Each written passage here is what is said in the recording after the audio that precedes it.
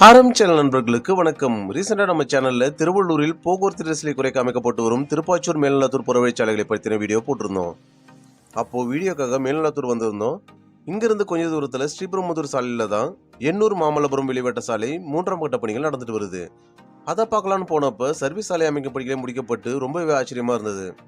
அந்த சாலையை பற்றி தான் இந்த வீடியோவில் பார்க்க போகிறோம். வீடியோக்குள்ளே போகிறதுக்கு முன்னாடி இந்த மாதிரி யூஸ்ஃபுல் இன்ஃபர்மேஷனை தெரிஞ்சுக்க மறக்காம நம்ம சேனலை சப்ஸ்கிரைப் பண்ணிக்கோங்க.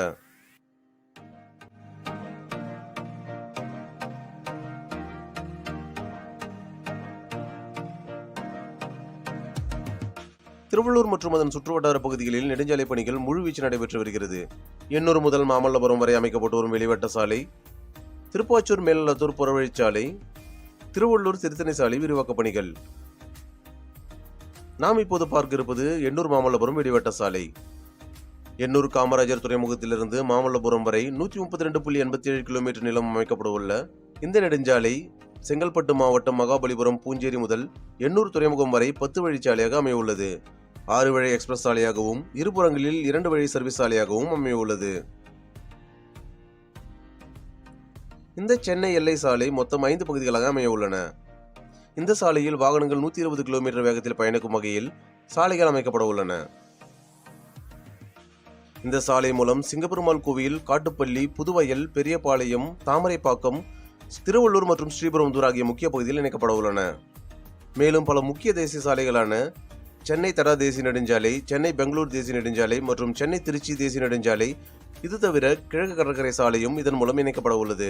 சென்னை கிழக்கு கடற்கரை சாலையில் மாமல்லபுரம் அருகே உள்ள பூஞ்சேரி முதல் சிங்கப்பெருமாள் கோவில் வரை NH32, சிங்கப்பெருமாள் கோவில் தேசிய நெடுஞ்சாலை முதல் ஸ்ரீபெரும்புதூர் தேசிய நெடுஞ்சாலை வரை NH48, ஸ்ரீபெரும்புதூர் தேசிய நெடுஞ்சாலை முதல் திருவள்ளூர் புறவழிச்சாலை NH716 வரை, திருவள்ளூர் புறவழிச்சாலை முதல் தச்சூர் NH16, தச்சூர் முதல் எண்ணூர் துறைமுகம் வரை சாலை அமைய உள்ளது.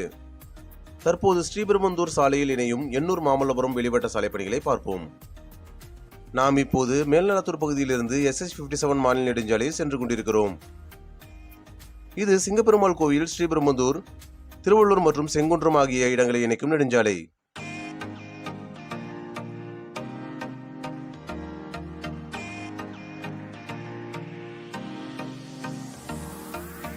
இந்த இடத்தில்தான் எண்ணூர் மாமல்லபுரம் வெளிவட்ட சாலை SH57 திருவள்ளூர் ஸ்ரீபெரும்புதூர் மாநில நெடுஞ்சாலையில் இணைகிறது.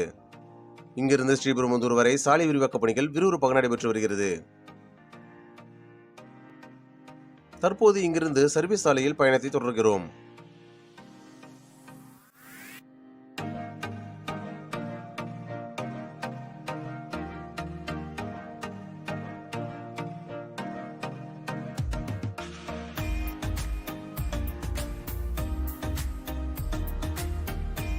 TCL கிரிக்கெட் மைதானம், ஏற்கனவே இருந்த மைதானங்கள் நெடுஞ்சாலை வசம் ஒப்படைக்கப்பட்டுள்ளது.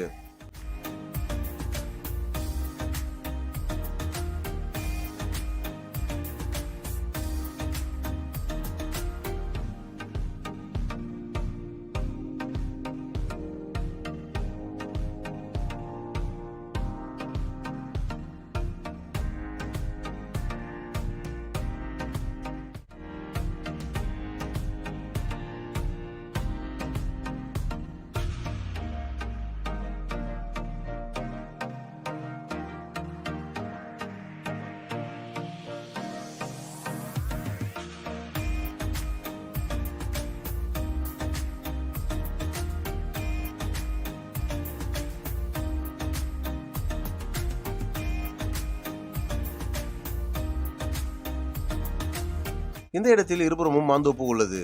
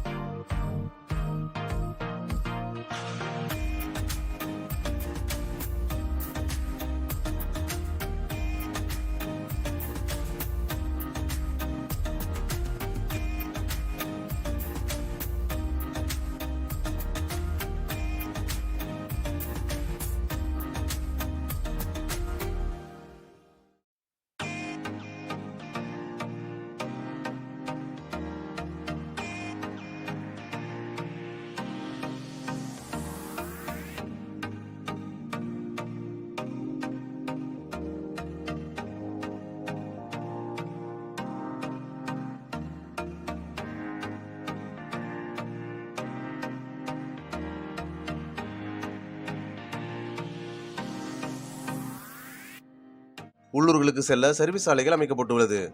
அதற்காக இங்கு மேம்பாலம் அமைக்கப்படுகிறது. வலதுபுறம் வெள்ளேரி தாங்கல், இடதுபுறம் நாம் பயணத்தை தொடங்கிய மேல்நிலாத்தூர். நேராக சென்றால் வெங்கத்தூர். தற்போது நேராக வெங்கத்தூர் நோக்கி பயணிக்கிறோம்.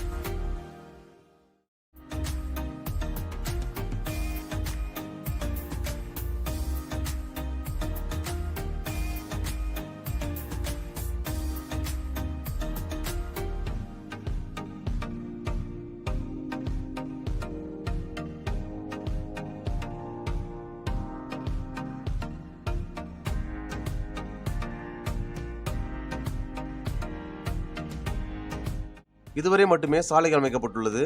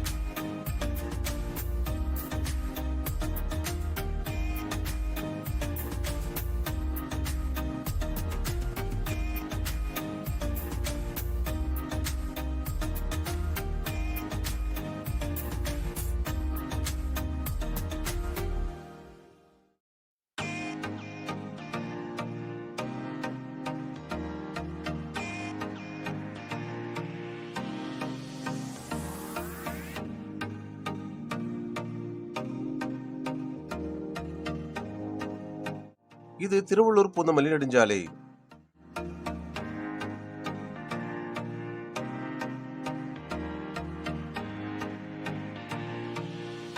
இங்கிருந்து எண்ணூர் மாமல்லபுரம் வெளிவட்ட சாலை கூவமாற்றை கடந்து சென்னை அரக்கோணம் கடவு பாதையை அடைகிறது.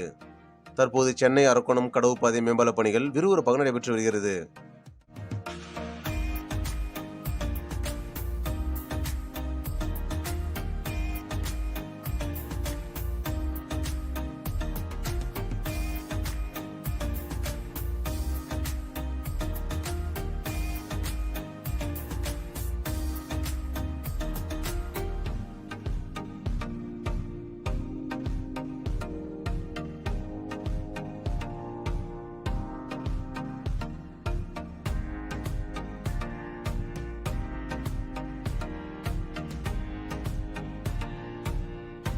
இனி எளிதில் ஸ்ரீபெரும்புதூர் நெடுஞ்சாலையையும் பூந்தமல்லி நெடுஞ்சாலையும் அடைய முடியும்.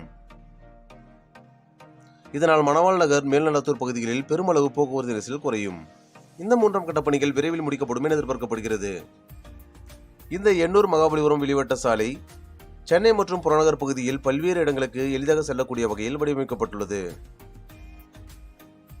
இந்த சாலை பயன்பாட்டிற்கு வரும் பட்சத்தில் சென்னை புறநகர் மிகவும் மேம்படுத்தப்பட்ட சாலையாக இது இருக்கும். சென்னை புறநகர் பகுதியில் பெருமளவு போக்குவரத்து நெரிசல் குறைய வாய்ப்புள்ளது. இந்த சாலை பயன்பாட்டிற்கு வந்தால் தொழிற்சாலைகளுக்கு பொருட்களை ஏற்றி செல்லவும், தொழிற்சாலையிலிருந்து பொருட்களை கொண்டு வரவும் எளிதாக இருக்கும். இதன் மூலம் பொருளாதாரம் மிகப்பெரிய வளர்ச்சியை பெறும். இந்த பதிவு உங்களுக்கு பயனுள்ளதாக இருந்திருக்கும். மறக்காம உங்களுடைய கருத்துக்களை பதிவு செய்யுங்க. வீடியோ பிடிச்சிருந்தா லைக் பண்ணி உங்க ஃப்ரெண்ட்ஸ் அண்ட் ஃபேமிலிக்கு ஷேர் பண்ணுங்க. மீண்டும் ஒரு வீடியோவில் சந்திப்போம். நன்றி.